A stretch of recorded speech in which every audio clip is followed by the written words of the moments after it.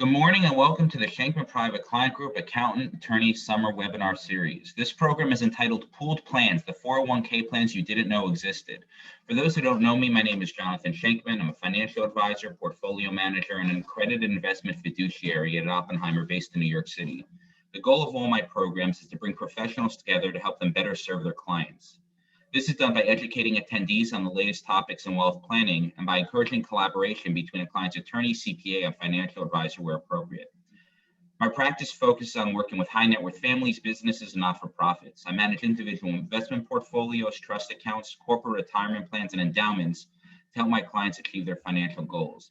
I also handle their life, long-term care, and disability insurance needs where applicable. In addition to the 20 to 25 events I run every year, I also do a fair amount of writing on the topics of investing and financial planning. You can read my work in Barron's, CNBC, Forbes, Kiplinger, the Wall Street Journal, the CPA Journal, Trust and Estates Magazine, and many other periodicals. After the program, I'll send out a link to all the publications where I publish my work. Today, we're privileged to hear from Mark Cywin, the Regional Vice President of Transamerica. Mark has been in the financial services industry for more than 15 years, specializing in corporate retirement programs. He's well regarded for his expertise in plan design, fiduciary due diligence, and participant education, while ensuring that the companies and the participants he works with are in the best hands to achieve their goals. Today, Mark will be speaking on pooled plans, the 401k plans you didn't know existed. And with that introduction, I will now turn the program over to Mark. Thanks, Jonathan. Again, my name's Mark Cywin. I'm with Transamerica. I'm the Regional Vice President for Manhattan. So I have the privilege of working with Jonathan and the rest of his team at Oppenheimer. And the presentation that we wanted to deliver to you today is regarding pooled plan arrangements. Now, most people are, I would say everybody is familiar with what a 401k plan is. And depending on your acumen, some people are familiar with some of the more nuances, such as a safe harbor 401k or a traditional 401k. Maybe the different types of profit sharing plans that are available, such as new comparability and defined benefit plans. One area that's becoming increasingly popular within the retirement space are pooled plans. Now, specifically, those types of pooled plans that we're talking about, is multiple employer plans is what most people are familiar with when they hear pooled plan, if they even are familiar with a multiple employer plan. But there are other types of arrangements that have been around for quite some time, and also new arrangements that have come out just within the last 2 years, and also starting in 2022, another type of arrangement. So Jonathan and I were speaking just prior to this, and this is now my personal opinion, but I would say that probably within the next half a dozen years, most small businesses are going to gravitate towards these pooled plan arrangements because they are becoming much more attractive and more widely utilized, and also the access has increased dramatically. So the areas that we wanted to speak about today are very simply a little bit about Transamerica, why we are involved in this space, why pooled plans are a fit for smaller businesses, the different types of plans that are available, and some of the acronyms that you should be aware of as you start discussing these types of arrangements, the different moving parts within these programs, because they are a little bit different than your standard single employer plan, the different types of plans, obviously. Specifically, we want to talk a little bit about PEPs that just recently launched in 2021, and then GOPs, groups of plans, which are the ones that are coming out in 2022. And then lastly, who might be a good fit for these types of solutions? So really quickly, why Transamerica and who we are. I think this is very important to understand why I'm giving this presentation. Transamerica is the leader in this market space. Every vendor is good at something. This happens to be what we are experts at. We've been running pooled plans for over 20 years. There are well over 300 plan sponsors that are adopting these types of programs. And I'll explain what a plan sponsor is in just a moment. And then well over, actually, this number here, it's 13,952. It's well over 17,000 at this point. I think even closer to the 19,000 or 20,000. We've seen a huge growth of this, of individual adopting employers into these plans. So really quickly, to get an understanding of what a plan sponsor is, it's what we call a mothership internally. We joke around, we call it a mothership. And to give you an analogy, since we're close to 4th of July, I think a lot of people remember the movie Independence Day back in the 90s. The aliens come to Earth.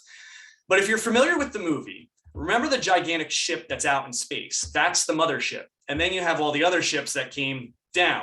And that's kind of the analogy I want you to utilize is we have a mothership, which is the main organization sponsoring the plan, but then we have adopting employers, individual companies that adopt into the mothership, into the plan, and then you have all of your individual participants, which are part of the adopting employers.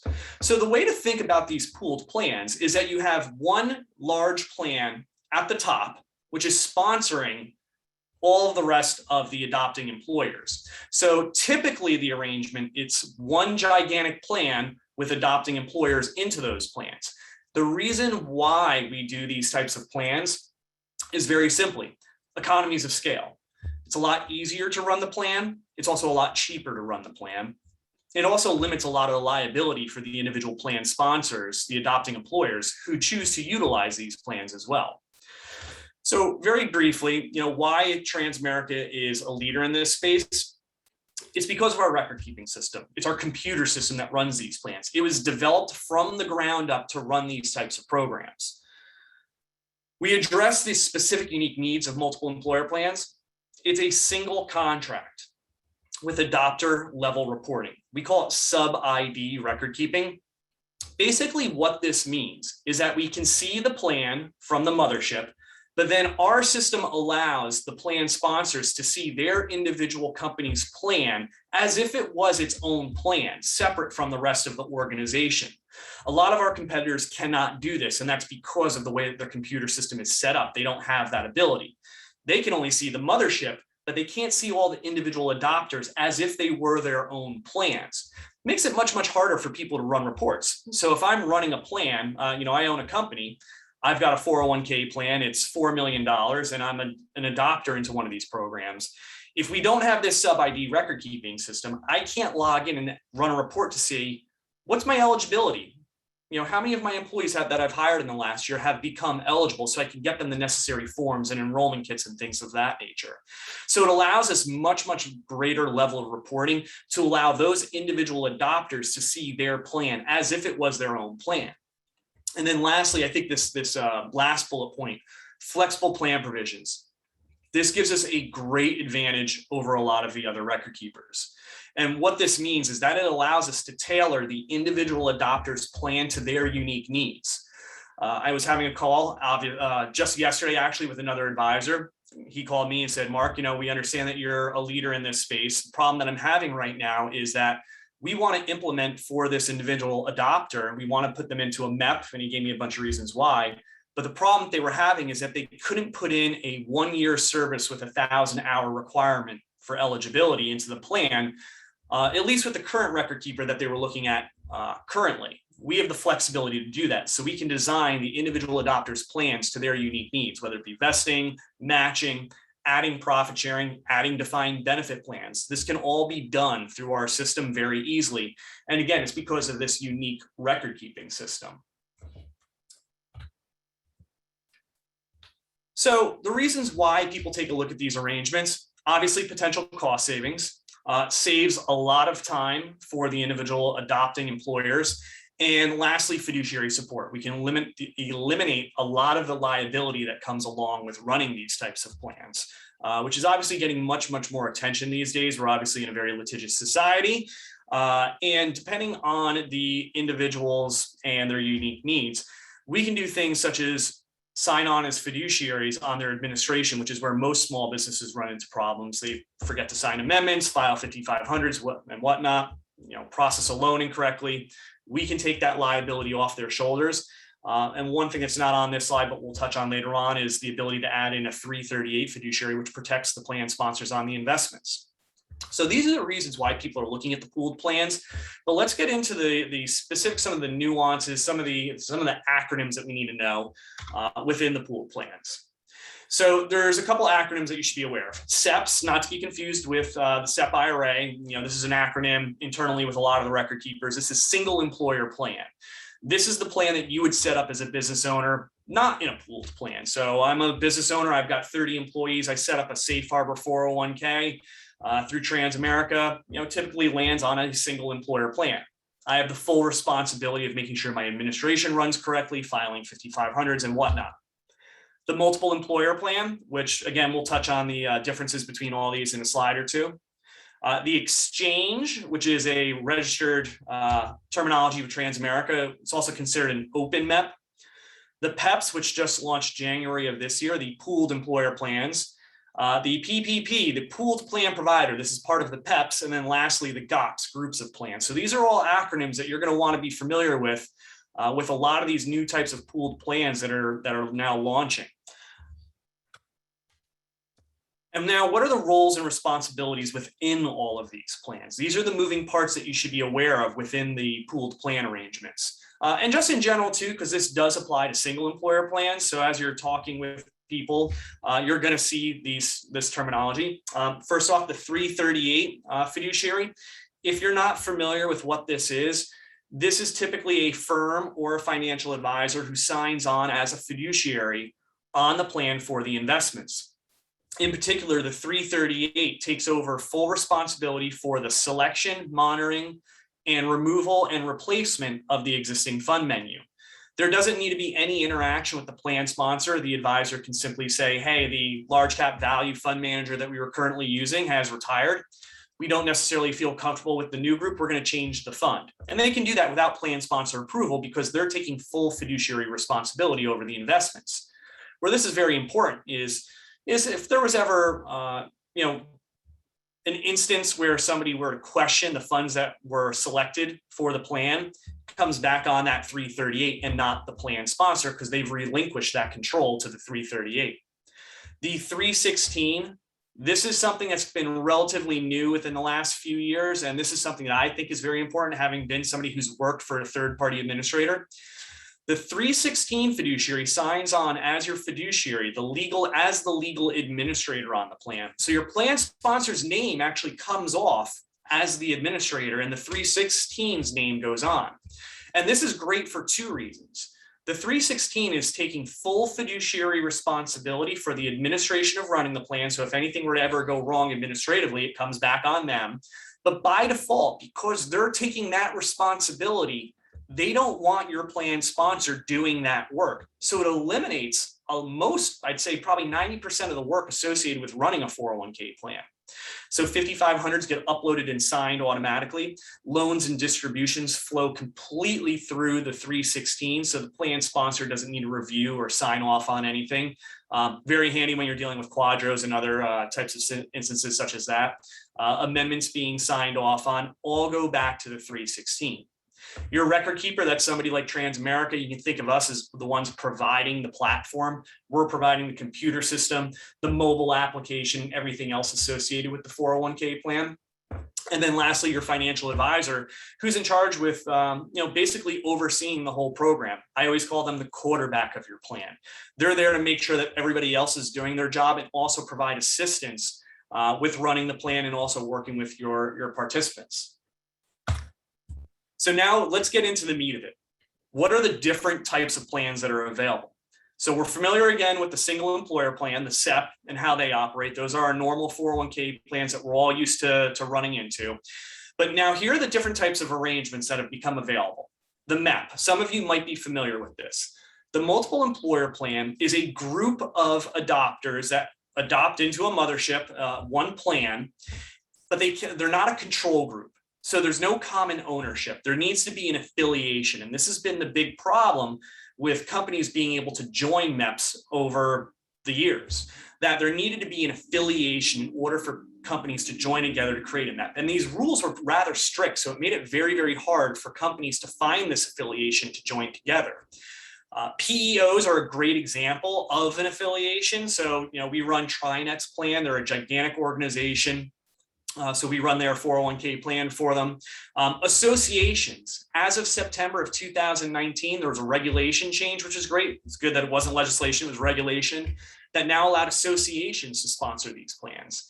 And then MSOs, management service organizations. So these are your traditional pooled plans that a lot of people were normally aware of over however long back that we look. People, if they were familiar with a pooled plan, it was the MEP or the PEO that was running a MEP. That's primarily where people were familiar with pooled plans. Now, something that's been running that we've been doing for about the last 10 years is this aggregation program, the MEP, the Multiple Employer Aggregate Plan, also sometimes referred to as an open MEP. This was actually born out of a true open MEP. We actually started an open MEP with a company called Tag Resources out of Tennessee. They're our TPA in 316. And we got blessing from the Department of Labor to do it, but they came back a year or two later and said, actually, you know what, we've changed our mind. We want to change some rules. We don't want to run an open MEP. And this is how our exchange was born. This is also similar to a Master Trust 81-100 type of plan, but let me explain the exchange program, because this is a type of arrangement you need to be familiar with because it's becoming incredibly popular. I was speaking with Jonathan before about this. This is primarily the main product that we look at for companies below $2 million because it's incredibly cost effective, provides flexibility, and also at the same time alleviates a lot of that work and liability for plan sponsors. Our exchange program and this multiple employer aggregate plan is a collection of adopters under one contract. So all the plans actually remain single employer plans, but since they're technically on the same contract within our system, they use the same, there's about a dozen different fund menus, but they all run off the same system, the same products and everything. It allows us a great economies of scale from a pricing perspective. So each company still has its own 5,500, they have their own testing and whatnot. It allows us to drastically reduce fees. And what I mean by that is I can take a plan of about $500,000 where typically we would have a billable fee of however amount, and probably, all including all fees, Transamerica advisory, TPA 316 funds, you're looking at probably close to 2% in fees. And that's not putting a plan of all Transamerica funds or anything like that, a true open architecture type plan, you're probably pushing close to 2%. Well, within this same program, this exchange, I can deliver all of those same services, but cut that fee of close to 2% almost in half down to 1%. So obviously you can understand, it's a great cost savings for those smaller business owners. Now, lastly here, this is the brand new one, the pooled employer plans. And I'm sorry, let me take a step back. Within this exchange program, Transamerica has about $2 billion in assets and about 2,000 different unique companies that are utilizing this exchange program. Now, moving on to the PEP. This is something that you definitely need to be familiar with. This is brand new for 2021 as of January 1st. The pooled employer plan, you can think of it like a MEP, collection of plans creating one gigantic plan, but the big difference is there doesn't need to be an affiliation now. Now, unaffiliated companies can join together inside of a PEP to create one of these gigantic contracts.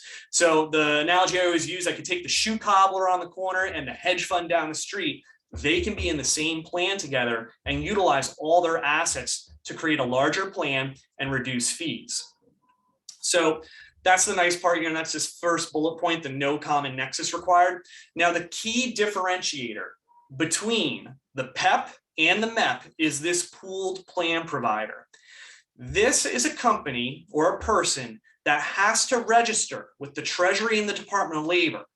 They become the named fiduciary in the plan document. They are the end-all, be-all decision maker on these plans. Some people are comfortable with that, others are not.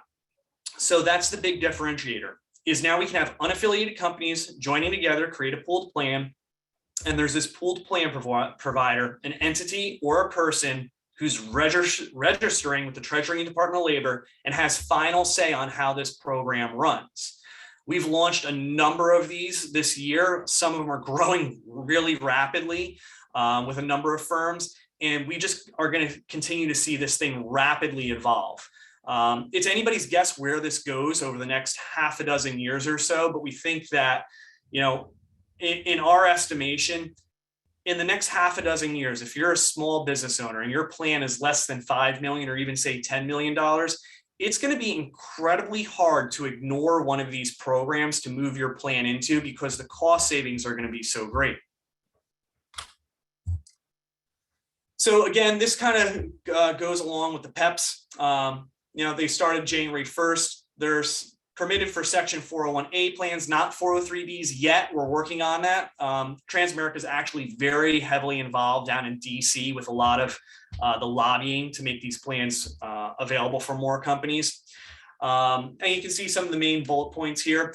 The big one here down the bottom is the relief from the one bad apple rule.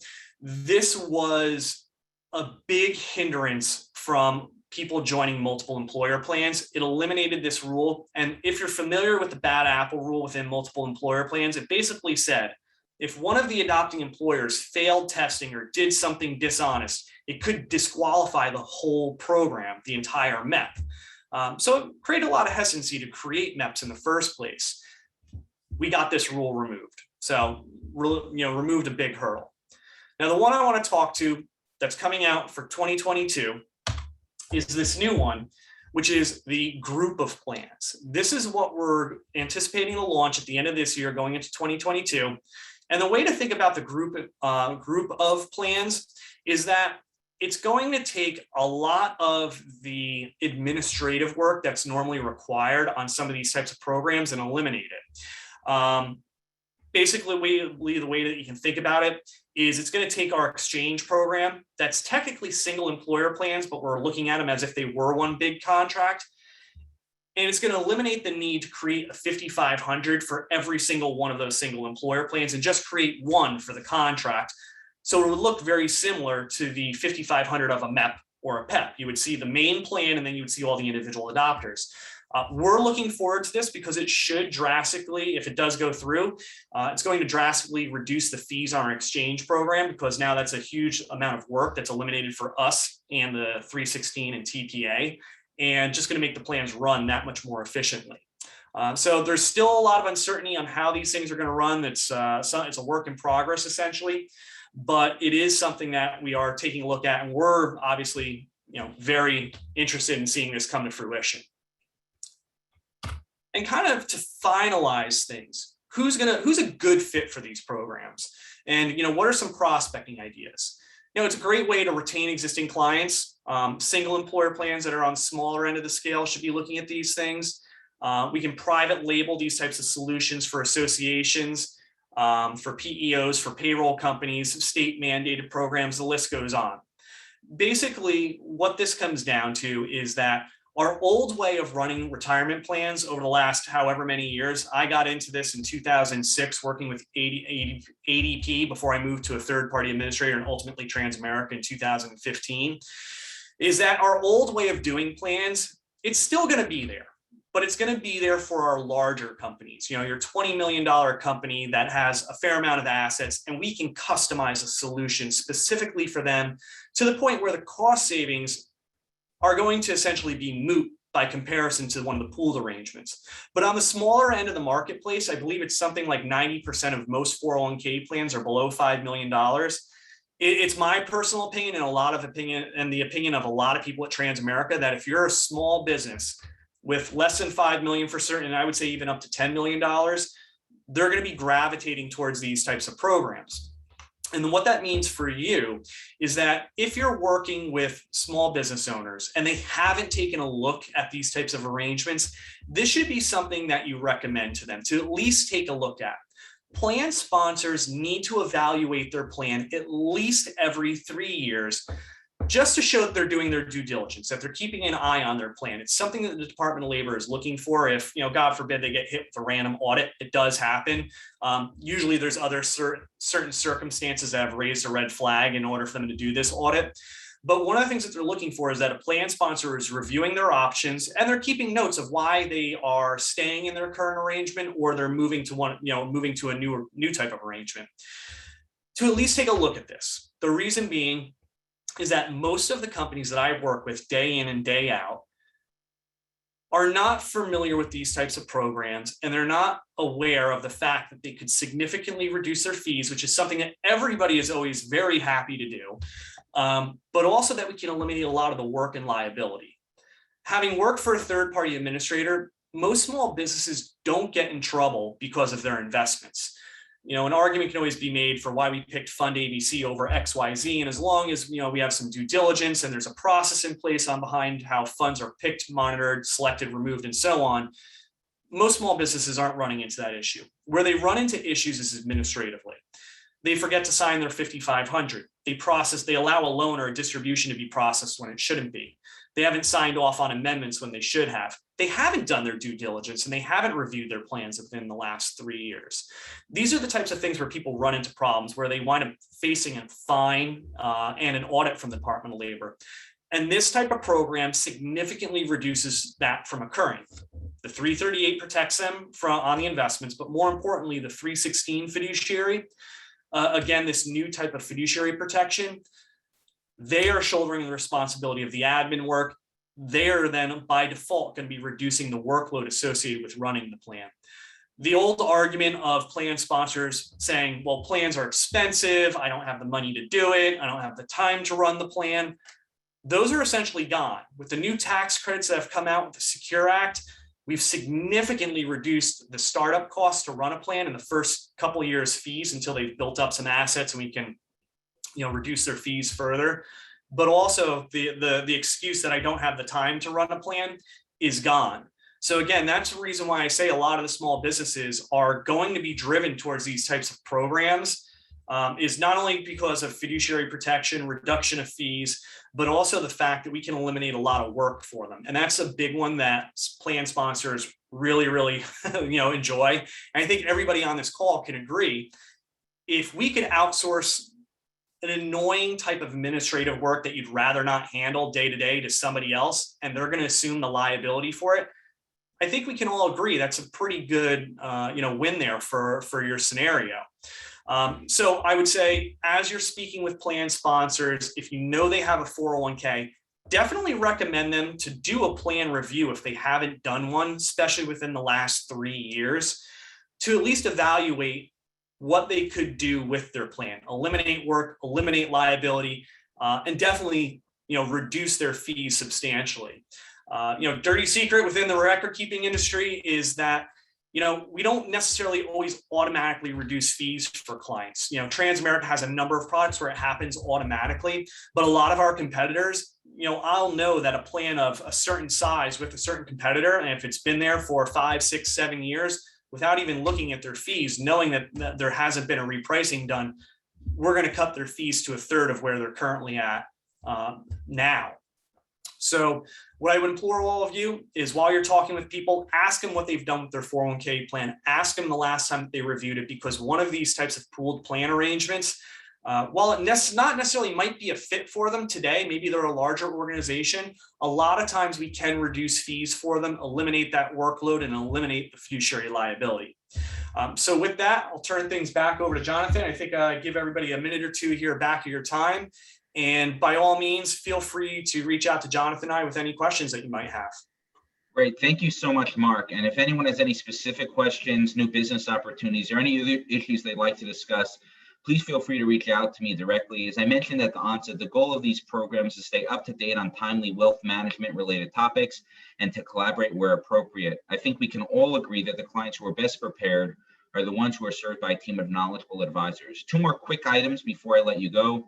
First, my next program will be on July 8th and is entitled How to Keep Your Clients Out of IP Trouble, Pitfalls to Avoid, featuring Mark Mistal of Gottlieb, Rackman, and Reisman based in New York City. It should be highly informative for anyone who advises business owners, and you'll be receiving an invitation to this webinar and all of my upcoming sessions in the coming days. I hope you can attend. Second, please be sure to take 30 seconds to fill out a survey at the end of this program. It helps me improve my webinars and provide timely and interesting content to attendees. I thank you in advance. And with that, this concludes today's session. Please stay safe and healthy. Have a wonderful day, everybody.